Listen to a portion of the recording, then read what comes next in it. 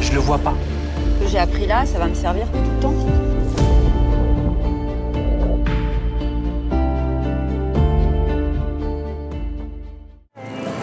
Jamais de la vie, je peux venir ici en fauteuil. Jamais.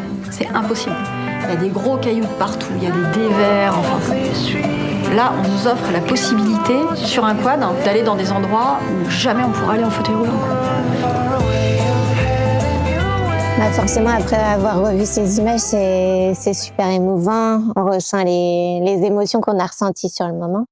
Puis de revoir toutes ces têtes aussi qui me manquent. Donc, ouais, ça fait un bail. Pendant mon séjour, il y a un des trucs qui m'a le plus marqué dans mon cheminement personnel, une conversation avec Michael sur comment faire accepter le handicap à nos proches, comment partager en fait ce nouveau monde. Et ça, c'était important pour moi et ça m'a marqué, ouais. Pour changer ce regard-là, le meilleur moyen, c'est un moment de renvoyer, mais pas en jouant la comédie, mais de renvoyer tout simplement une image de ce qu'on est. C'est-à-dire que si tu es épanoui, tu suscites moins, justement, la pitié ou la compassion ou la gêne chez les gens. En fait, il y a 5 ans, j'étais dans le combat de vouloir avoir mon autonomie encore plus, avoir un appartement, une voiture, un fauteuil adapté. J'ai peut-être brûlé certaines étapes. J'ai fait des erreurs en allant vite.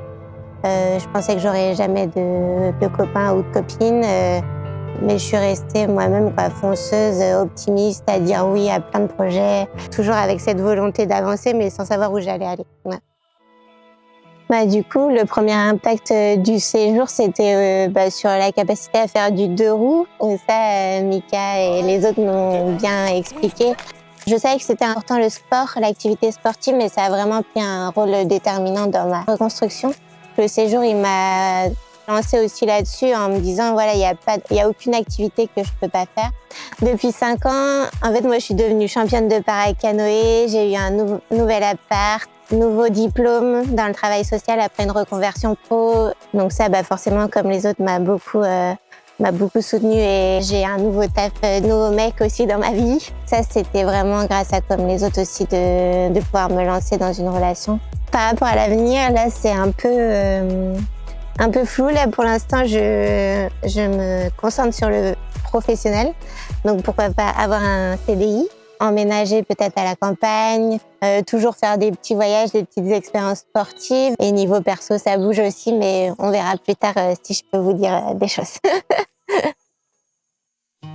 En fait, comme les autres, c'est pas que le sport, c'est vraiment un accompagnement global sur différents volets de ta vie.